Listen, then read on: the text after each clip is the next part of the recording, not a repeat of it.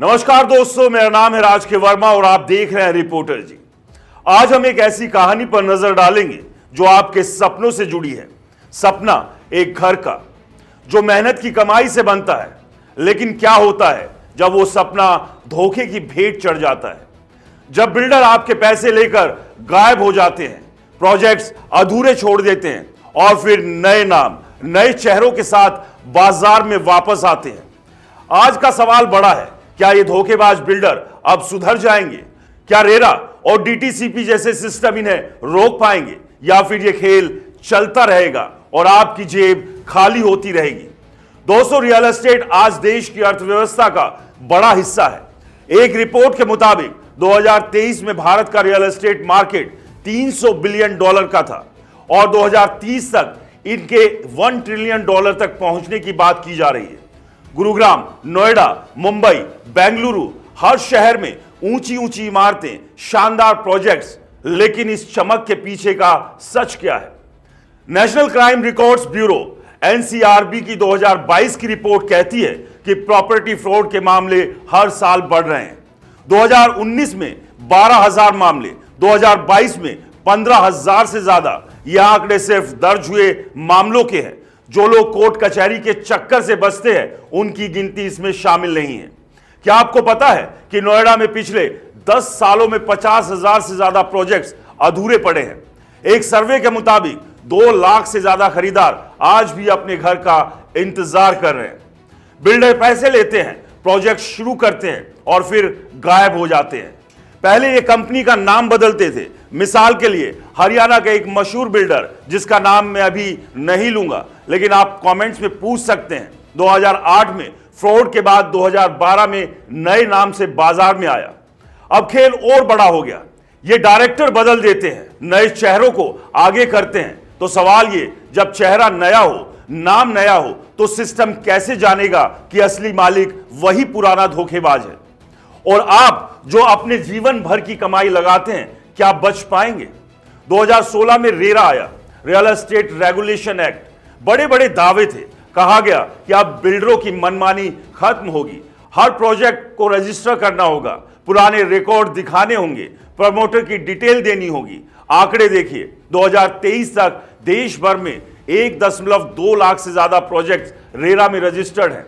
Haryana RERA की website पर 3500 से ज्यादा प्रोजेक्ट्स की डिटेल है। सुनने में अच्छा लगता है। मिसाल लीजिए, हरियाणा में एक बिल्डर ने 2022 में नाम बदला, नया प्रोजेक्ट लॉन्च किया। रेरा ने पुराने रिकॉर्ड चेक किए, रजिस्ट्रेशन रोक दिया। लेकिन यहां पेच है, अगर बिल्डर डायरेक्टर बदल दे तो क्या होगा? एक रिपोर्ट के मुताबिक 2023 में 15% से ज्यादा नए प्रोजेक्ट्स में डायरेक्टर नए थे, लेकिन असली मालिक वही पुराने बिल्डर निकले। रेरा के पास हर मामले में गहरी जांच का वक्त नहीं। क्यों? क्योंकि कर्मचारियों की कमी है। हरियाणा रेरा में 50 से भी कम स्टाफ है जो हजारों प्रोजेक्ट्स को देखते हैं। एक प्रोजेक्ट की जांच में औसतन 3 महीने लगते हैं, लेकिन नए प्रोजेक्ट हर हफ्ते आते हैं। तो सवाल ये, क्या रेरा को जादू की छड़ी है जो आपको बचा लेगी, या फिर यह सिर्फ कागजी शेर है जो हकीकत में दहाड़ नहीं सकता? और जब सिस्टम ही कमजोर हो तो आपकी मेहनत की कमाई का क्या होगा? अब डीटीसीपी की बारी, department of town and country planning. ये वो लोग हैं जो बिल्डर को लाइसेंस देते हैं। नियम सख्त है, कंपनी की डिटेल, फाइनेंशियल स्टेटस, पुराना रिकॉर्ड। लेकिन आंकड़े देखिए, 2023 में हरियाणा में 1200 से ज्यादा लाइसेंस जारी हुए। इनमें से 10% से ज्यादा मामलों में बाद में पता चला कि बिल्डर का पुराना रिकॉर्ड संदिग्ध था। मिसाल के तौर पर, एक बिल्डर ने नए डायरेक्टर के साथ लाइसेंस लिया, प्रोजेक्ट शुरू हुआ, खरीदारों ने 50 करोड़ से ज्यादा का निवेश किया। बाद में पता चला कि असली मालिक वही था जिसके खिलाफ 2018 में फ्रॉड का केस चल रहा था। सबसे बड़ी दिक्कत, रेरा और डीटीसीपी में तालमेल का अभाव। एक सर्वे के मुताबिक 60% मामलों में रेरा को बिल्डर की जानकारी होती है, लेकिन डीटीसीपी को नहीं। नतीजा, डीटीसीपी लाइसेंस दे देता है और धोखा हो जाता है। तो सवाल ये, जब 2 सरकारी सिस्टम आपस में बात नहीं करते तो जनता का भरोसा कैसे बचेगा? क्या यह सिस्टम आपके लिए बना है या बिल्डरों को बचाने के लिए? और अगर तालमेल की कमी से हर साल सैकड़ों लोग ठगे जा रहे हैं, तो क्या सरकार को जवाब नहीं देना चाहिए? अब बड़ा सवाल, क्या इन धोखेबाज बिल्डरों को दूसरा मौका मिलना चाहिए? आंकड़े कहते हैं कि 2016 से 2023 तक 500 से ज्यादा बिल्डरों ने नाम बदला, नए प्रोजेक्ट शुरू किए। इनमें से 30% फिर से फ्रॉड के मामलों में फंसे।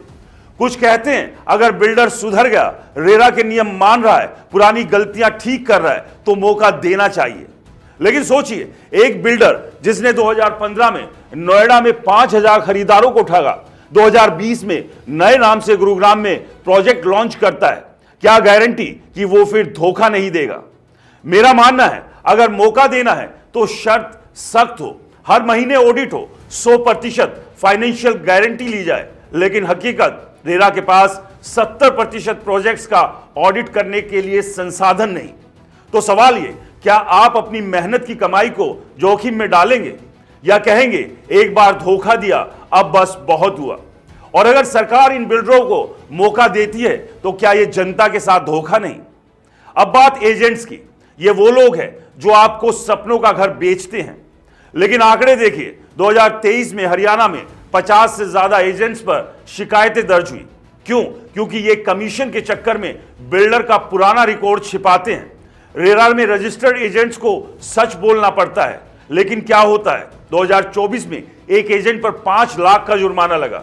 उसने बिल्डर के लीगल झगड़ों को छिपाया, खरीदारों को 2 करोड़ का नुकसान हुआ।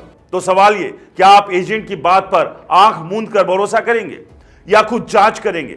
एक सर्वे के मुताबिक 80% खरीदार एजेंट की बात पर यकीन करते हैं, सिर्फ 20% रेरा साइट चेक करते हैं। आप किस श्रेणी में हैं? और अगर एजेंट की गलती से आपका पैसा डूबे तो क्या सरकार उसे वापस दिलाएगी? जवाब आपके पास है। अब सबसे जरूरी हिस्सा, आप होम बायर्स, आप कैसे बचे? कुछ टिप्स है आंकड़ों के साथ। पहला, रेरा साइट चेक करें। 2023 में 1 लाख से ज्यादा लोगों ने रेरा साइट देखी, लेकिन सिर्फ 10% ने पूरी डिटेल चेक की। आप वहां बिल्डर का इतिहास, प्रमोटर, लीगल स्टेटस देख सकते हैं। दूसरा, ministry of corporate affairs MCA site पर कंपनी के रजिस्ट्रेशन चेक करें। 2022 में 500 से ज्यादा बिल्डरों के असली मालिक MCA डेटा से पकड़े गए। तीसरा, रेरा रजिस्टर्ड एजेंट को चुने। चौथा, पुराने प्रोजेक्ट्स देखें। नोएडा में 60% अधूरे प्रोजेक्ट की साइट पर जाने से खरीदार सच जान सकते थे। पांचवा, लीगल एडवाइस ले। 2023 में 1000 से ज्यादा खरीदारों ने वकील की सलाह से नुकसान से बचे। सवाल ये, क्या आप ऐसा करते हैं या एजेंट के फोन पर चेक काट कर दे देते हैं? एक सर्वे कहता है 70% लोग साइट विजिट नहीं करते। आप क्या करते हैं? क्या नए नाम, नए डायरेक्टर के साथ फ्रॉड हो सकता है? हाँ, 2023 में 200 से ज्यादा नए प्रोजेक्ट्स में फ्रॉड की शिकायतें आई। रेरा और DTCP में तालमेल की कमी है, लेकिन रेरा सुधार कर रहा है। अब शेयर होल्डर्स की डिटेल भी मांगी जाती है, फिर भी 100% गारंटी नहीं। तो सवाल यह है, क्या आप सिस्टम पर भरोसा करेंगे या खुद सतर्क रहेंगे?